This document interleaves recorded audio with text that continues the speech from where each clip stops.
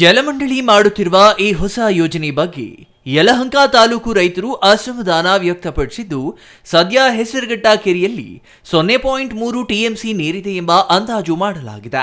Soladevanahalli pump house ಮೂಲಕ ನಗರಕ್ಕೆ ನೀರು ಸರಬರಾಜು ಮಾಡಲು ಜಲಮಂಡಳಿ ತಯಾರಿ ನಡೆಸಿದೆ.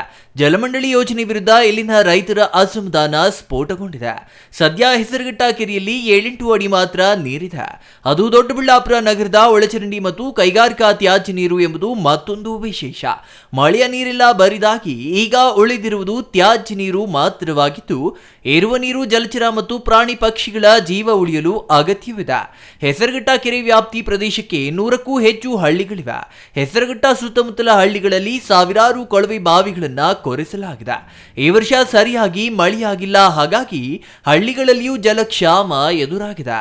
ಮಳೆ ಇಲ್ಲದಿದ್ದರೂ ಬೋರ್ವೆಲ್ಗಳನ್ನ ನಂಬಿ ರೈತರು ಹೆಸರುಘಟ್ಟ ಕೆರೆ ನೀರನ್ನ ಆಶ್ರಯಿಸಿದ್ದಾರೆ. ಯಾವ ಕಾರಣಕ್ಕೂ ಜಲಮಂಡಳಿ ಹೆಸರುಘಟ್ಟ ನೀರನ್ನ ಬಳಸಬಾರದು ಎಂದು ರೈತರು ಒತ್ತಾಯಿಸಿದ್ದಾರೆ. ಕೆರೆಯಲ್ಲಿ 40% ಹೂಳು ತುಂಬಿಕೊಂಡಿದೆ. ಇನ್ನೂ ಒಂದು ತಿಂಗಳ ಬೇಸಿಗೆಯ ರೌದ್ರ ನರ್ತನ ಇರಲಿದ್ದು, ಇಂತಹ ವೇಳೆ ಸ್ಥಳೀಯವಾಗಿ ನೀರಿನ ಅಗತ್ಯ ನಮಗೆ ಹೆಚ್ಚಿದೆ ಎನ್ನುತ್ತಿದ್ದಾರೆ ರೈತರು. ಈಗ 2012ನೇ ಇಸ್ವಿ ಒಳಗೆ ಏನು ಜನಪ್ರತಿನಿಧಿಗಳಾಗಿರ್ತಕ್ಕಂಥವ್ರು ನಮಗೆ ಒಂದು ಆಶ್ವಾಸನೆ ಕೊಟ್ಟರು, ಏನು ನಮ್ಮನ್ನ ಗೆಲ್ಸ್ಬಿಡ್ರಿ, ನಾವು ಹೋಗಿ ವಿಧಾನಸೌಧದಲ್ಲಿ ತೊಡೆ ತಟ್ಟಿ ಎತ್ತಿನೊಳೆ ನೀರು ತಗೊಂಬಂದು ನಾವು ನಮ್ಗಳು ಬಯಲ್ಸೀಮೆಗೆ ಬಿಡ್ತೀನಿ ಅಂತ. ನಾವೆಲ್ಲ ನಂಬಿಟ್ಟು ನಾವು ಮೂರ್ಖರಾದ್ವಿ. ಏನು ನಾವೆಲ್ಲ ಓಟ್ ಹಾಕ್ಬಿಟ್ಟು ರಾತ್ರಿ ಎಲ್ಲ ಕನಸು ನಮಗೆ, ಏನು ಬೆಳೆ ಬೆಳೆದ್ಬಿಡೋದು, ಹಸುಗಳಿಗೆ ಹಾಲು ಕರೆದ್ಬಿಟ್ಟು ಏನು ಹಾಲು ತಗೊಂಡು ಡೈರಿಗೆ ಹಾಕೋದು ಯಾವುದೂ ಇಲ್ಲ. ಕರೆಕಾಗಿಗೆ ಬಿಳೆ ಬಣ್ಣ ಬರ್ಸ್ಬಿಟ್ಟು ಆರಿಸಿದ್ರು ನಮಗೆ. ಈಗ ಅದಾದ್ಮೇಲೆ ಏನು ಈ MB ಪಾಟೀಲ್ ಅಂತ ಕೇಳಲ್ಲ, ಕೃಷ್ಣೇನ ನಾನು ಒಂದು ತೊಟ್ಟು ನೀರು ನಾವು ಬೆಂಗಳೂರು ಜನ ಕೊಡೋದಿಲ್ಲ ಅಂತ. ನೋಡ್ರಿ, ಅವರು ಬುದ್ಧಿವಂತರು. ಅಲ್ಲೇನು ರೈತರನ್ನ ಉಳಿಸ್ಕೊಬೇಕು ಅನ್ನೋ ಒಂದು ಇದರಿಂದ ಅವರು ಆ ರೀತಿ ಹೇಳಿದ್ದಾರೆ. ಇಲ್ಲಿ ನಾವು ಬೆಂಗಳೂರು ಸುತ್ತಮುತ್ತ ಇರೋಂಥವ್ರು ಇದೇ ಪರಿಸ್ಥಿತಿ, ಜನಸಂಖ್ಯೆ ಜಾಸ್ತಿ ಆತ ನಾವು ಅನುಭವಿಸ್ತಾ ಇದ್ದೀವಿ. ಈ ಹೆಸರುಘಟ್ಟ ಕೆರೆ ನಮ್ಮ ಜೀವನ ನಾಡಿ ಆಗೈತೆ. ನಾವು ಇವತ್ತು ಏನಾದ್ರೂ ಇರೋ ಅಲ್ಪ ಸ್ವಲ್ಪ ಅದು ಮಲಿನ ಆಗೈತೆ, ಅದನ್ನು ಸ್ವಚ್ಛತಾ ಕಾರ್ಯ ಯಾರು ಮಾಡಿಲ್ಲ. ಆ ನೀರನ್ನ ನಾವು ಬಿಟ್ಟರೆ ಇಲ್ಲಿರ್ತಕ್ಕಂಥ ಸ್ಥಳೀಯ ಜನಗಳು ಈಗ ಆಲ್ರೆಡಿ ಹೆಸರುಘಟ್ಟ ಕೆರೆ ನೀರು ಇರೋದ್ರಿಂದ ಅಂತರ್ಜಲ ಹೆಚ್ಚಾಗಿ ರೈತರು ಹೈನುಗಾರಿಕೆ, ಕುರಿ ಸಾಕಾಣಿಕೆ ಮತ್ತೊಂದು ಮಾಡಿ ಆದಾಯದ ಮೂಲ ಮಾಡ್ಕೊಂಡು ಸಂಸಾರನ ನೀಗಿಸ್ತಾ ಇದ್ದಾರೆ.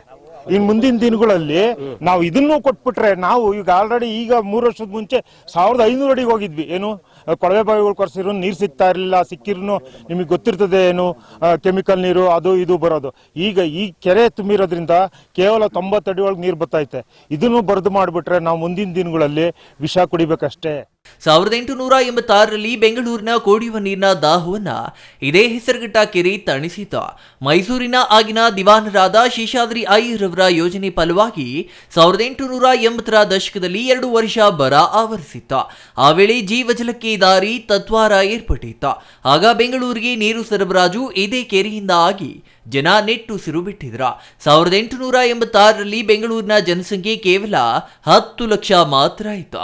2024ರಲ್ಲಿ 1.5 ಕೋಟಿಗೂ ಅಧಿಕ ಜನ ಬೆಂಗಳೂರಿನಲ್ಲಿ ವಾಸಿಸುತ್ತಿದ್ದು, ಈಗ ಕೆರೆಯಲ್ಲಿರುವ ಅಲ್ಪ ಪ್ರಮಾಣದ ನೀರು ಏನಕ್ಕೂ ಸಾಲದ ಸ್ಥಿತಿ ಇದೆ. ಈ ವರ್ಷ ರಾಜ್ಯದಲ್ಲಿ ಬರದ ಛಾಯೆ ಆವರಿಸಿದೆ. ಇರುವ ಕಾವೇರಿ ಕೊಳ್ಳದ ನೀರನ್ನ ತಮಿಳುನಾಡಿಗೆ ಕಳ್ಳ ಮಾರ್ಗವಾಗಿ ಹರಿಸಲಾಗಿದೆ. ಯಾವ ಕಾರಣಕ್ಕೂ ಹೆಸರುಘಟ್ಟ ನೀರನ್ನ ನಗರಕ್ಕೆ ಹರಿಸಲು ಬಿಡೋದಿಲ್ಲ ಎಂದು ರೈತರು ಪಟ್ಟು ಹಿಡಿದಿದ್ದಾರೆ. 2024ರ ಮೇ 7ರಂದು ಹೆಸರುಘಟ್ಟ ಕೆರೆ ನೀರು ಅಭಿಯಾನ ಹಮ್ಮಿಕೊಂಡಿರೋ ರಾಜ್ಯ ರೈತ ಸಂಘ ಯಾವುದೇ ಕಾರಣಕ್ಕೂ ಈ ಕೆರೆಯ ನೀರು ಬೆಂಗಳೂರಿಗೆ ಹರಿಸಲು ಬಿಡೋದಿಲ್ಲ ಎಂದು ಹೇಳಿದೆ.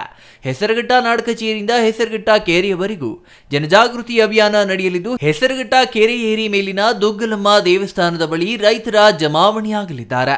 ರಾಜ್ಯ ರೈತ ಸಂಘ ಹಸಿರು ಸೇನೆಯ ನಂಜುಂಡಪ್ಪ ಈ ಸಂಬಂಧ ಮಾಹಿತಿ ನೀಡಿದ್ದಾರೆ. ಇಲ್ಲಿ ನಾವು ಬೆಂಗಳೂರಿಗೆ ನೀರು ಹರಿಸ್ತೀವಿ ಅಂತ ಹೇಳಿ 16ನೇ ತಾರೀಕು ಕೊಟ್ಟಂತ ಸ್ಟೇಟ್ಮೆಂಟ್ಗೆ ನಾವು ರೈತ ಸಂಘದಿಂದ ವಿರೋಧ ಇದೆ. ಯಾಕೆ ಅಂದ್ರೆ ಹೆಸರುಘಟ್ಟ ಕೆರೆ ಕಟ್ಟಿದಂತ ಪುಣ್ಯಾತ್ಮರಾದಂಥ ಸರ್ವಂ ವಿಶ್ವೇಶ್ವರಯ್ಯನವರು ಕಟ್ಟಿ ಬಹಳ ಕಾಲಗಳಾಗಿರೋದ್ರಿಂದ ಅವತ್ತಿಂದ ಇವತ್ತರೆಗೂ ಕೆರೆ ನೀರು ಇಲ್ದಿದ್ದಾಗೂ ಕೂಡ ಯಾರ ಸ್ಥಳೀಯವಾಗಿ ಯಾವ ಸರ್ಕಾರಗಳನ್ನು ಅದರ ಮೇಲೆ ಪರಿಣಾಮ ಬೀರಿ ಹೂಳೆ ತೆಗೆಯೋದಾಗ್ಲಿ ಅದನ್ನು ಸಂರಕ್ಷಣೆ ಮಾಡೋದಾಗ್ಲಿ ಮಾಡಿಲ್ಲ. ಇಲ್ಲಿ ನೋಡಿದ್ರೆ ಕೆರೆಗೆ ಲಕ್ಷಾಂತರ ಜನ ಬೆಳಗ್ಗೆಯಿಂದ ನೋಡೋಕ್ಕೂ ಬರ್ತಾರೆ, ಈ ರೈತರು ಬರ್ತಾರೆ. ಇಲ್ಲಿ ನೋಡಿದ್ರೆ ಕಾಡು ಥರ ಇದೆ, ಇದನ್ನು ಸ್ವಚ್ಛಗೊಳಿಸ್ತಿಲ್ಲ ಅವರು. ಇಲ್ಲಿಗೆ ಬಂದರೆ ಒಂದು ಯಾವುದೋ ನಾವು ಕೆಟ್ಟ ಒಂದು ಇದಕ್ಕೆ ಹೋದಂಗೆ ಆಗುತ್ತೆ. ಆ ಥರ ಪರಿಸರ ಇರೋದ್ರಿಂದ ಈ ಗಲೀಜು ನೀರುಗಳೆಲ್ಲ ಮೇಲ್ಗಡೆಯಿಂದ ಬರೋ ಕೆರೆಗಳನ್ನೆಲ್ಲ ಫಸ್ಟ್ ಅವಾಯ್ಡ್ ಮಾಡಬೇಕು. ಮತ್ತು ಅವರು ಆ ನೀರನ್ನು ಬೆಂಗಳೂರು ನೀರು ಕುಡಿಸಿ ಈಗ ಬಂದಿರೋ ರೋಗಕ್ಕಿಂತ ಡಬಲ್ ರೋಗ ಬರಲಿಕ್ಕೆ ಸರ್ಕಾರ ಈ ಬಡವರ ಪರ ಇದ್ದೀವಿ ಅಂತ ಹೇಳ್ತಾರೆ. ರೈತರು ಮೊದಲನೇ ಬಡವರು, ಅವ್ರ ಮೇಲೆ ಕರುಣೆ ತೋರಿಸ್ತಿದ್ದರು. ಆ ಬಡವರ ಪರ ಯಾವ ರೀತಿ ಕರುಣೆ ತೋರಿಸ್ತಾರೋ ಅಂತ ನಮಗೆ ಗೊತ್ತಿಲ್ಲ. ಆದರೆ ನಮ್ಮ ವಿರೋಧ ಇದೆ.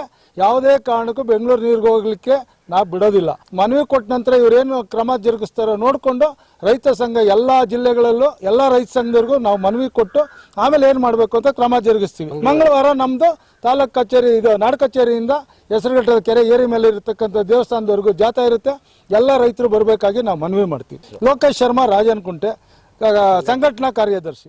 Satish Kumar, CTV news, Devanahalli. ನಮ್ಮ ನೀರು ನಮ್ಮ ಹಕ್ಕು, ನಮ್ಮ ನೀರು ನಮ್ಮ ಹಕ್ಕು, ನಮ್ಮ ನೀರು ನಮ್ಮ ಹಕ್ಕು, ಬೇಕೇ ಬೇಕು.